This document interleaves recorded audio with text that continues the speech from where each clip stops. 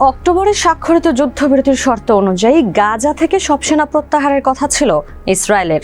তবে আল জাজিরার open source ইউনিটের বিশ্লেষণ করা স্যাটেলাইট চিত্র বলছে, প্রত্যাহারের পরিবর্তে গাজার বিভিন্ন এলাকায় নীরবে স্থায়ী ও সুরক্ষিত সামরিক ঘাঁটি গড়ে তুলছে ইসরায়েলি বাহিনী।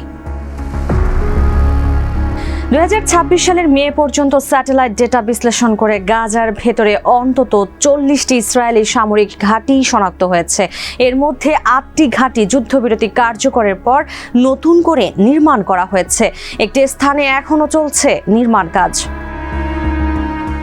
বিশ্লেষকদের মতে এই ধরনের সামরিক অবস্থান গাজার ভেতরে ইসরায়েলের দীর্ঘমেয়াদী নিয়ন্ত্রণ ও ভূখণ্ডগত পরিকল্পনার ইঙ্গিত দিচ্ছে।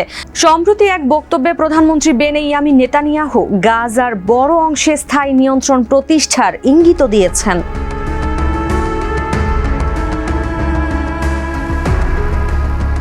স্যাটেলাইট বিশ্লেষণে দেখা গেছে, গাজার ভেতরে অস্থায়ী চৌকি নয়, বরং দীর্ঘমেয়াদী সামরিক ঘাঁটি গড়ে তুলছে ইসরায়েল। উত্তর, মধ্য ও দক্ষিণ গাজা সহ বিভিন্ন কৌশলগত স্থানে ছড়িয়ে আছে এসব ঘাঁটি। সবচেয়ে বিতর্কিত ঘটনা দেখা গেছে খান ইউনিসে, যেখানে একটি কবরস্থান ভেঙে নির্মাণ করা হয়েছে সামরিক ঘাঁটি। 2025 সালের শেষ দিকে শুরু হয়ে 2026 সালের মধ্যে এটি যানবাহন ও অন্যান্য স্থাপনা সহ একটি পূর্ণাঙ্গ ঘাঁটিতে রূপ নেয়। উত্তর গাজার বেইত লাহিয়াতেও একই ধরনের নির্মাণ কাজ দ্রুত এগিয়েছে, যেখানে কয়েক মাসের মধ্যেই একটি সুরক্ষিত সামরিক স্থাপনা গড়ে তোলা হয়।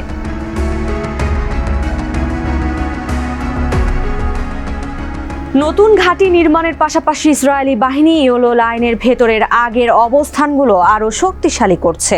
ইয়েলো লাইন মূলত একটি অস্থায়ী সীমারেখা, যেখানে প্রত্যাহারের অপেক্ষায় থাকা বাহিনী অবস্থান করছে। কয়েক মাসের মধ্যে গাজা শহরের পূর্বে একটি সামরিক ঘাঁটির আয়তন প্রায় 70% পর্যন্ত বাড়িয়েছে ইসরায়েল। সেখানে এখন নতুন প্রতিরক্ষা কাঠামো, সাঁজোয়া যান রাখার স্থান এবং অভ্যন্তরীণ পুনর্গঠন দেখা যাচ্ছে।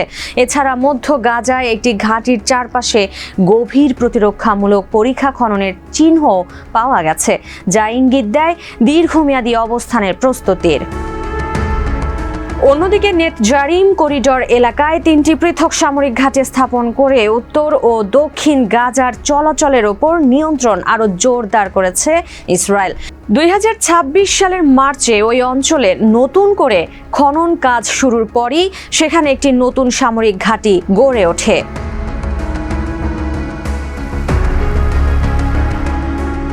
স্যাটেলাইট বিশ্লেষণে দেখা গেছে, গাজার ভেতরে ইসরায়েলের অন্তত 40টি সামরিক ঘাঁটি একটি পরিকল্পিত ঘেরাও কৌশলের অংশ হিসেবে স্থাপন করা হয়েছে। মাটির বাঁধ, পরীক্ষা এবং অভ্যন্তরীণ সড়কের নেটওয়ার্ক দিয়ে এসব ঘাঁটি একে অপরের সঙ্গে যুক্ত, যা ফিলিস্তিনি বসতিগুলোকে বিভিন্ন দিক থেকে ঘিরে ফেলেছে।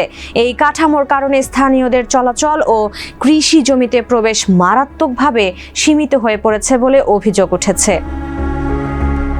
বিশ্লেষকদের মতে এটি 2025 সালের অক্টোবরের যুদ্ধবিরতি চুক্তির পরিপন্থী, যেখানে পর্যায়ক্রমে ইসরায়েলি সেনা প্রত্যাহার, শত্রুতা বন্ধ এবং মানবিক সহায়তা প্রবেশের কথা ছিল। ফিলিস্তিনি বিশ্লেষক আব্দুল্লাহ আকরাবাউই বলেন, 7 অক্টোবরের পর ইসরায়েলের নিরাপত্তা কৌশলের কেন্দ্রবিন্দুতে পরিণত হয়েছে নিয়ন্ত্রণ ও দখল আরও এগিয়ে নেওয়ার বিষয়টি। এসব অবকাঠামো কেবল বাফার জোন নয়, বরং দীর্ঘমেয়াদী নিয়ন্ত্রণ প্রতিষ্ঠার প্রস্তুতি। গাজার স্বাস্থ্য মন্ত্রণালয়ের তথ্য অনুযায়ী 2023 সালের অক্টোবর থেকে চলা যুদ্ধে এখন পর্যন্ত প্রায় 73,000 ফিলিস্তিনি নিহত এবং 1,72,000-এরও বেশি আহত হয়েছেন।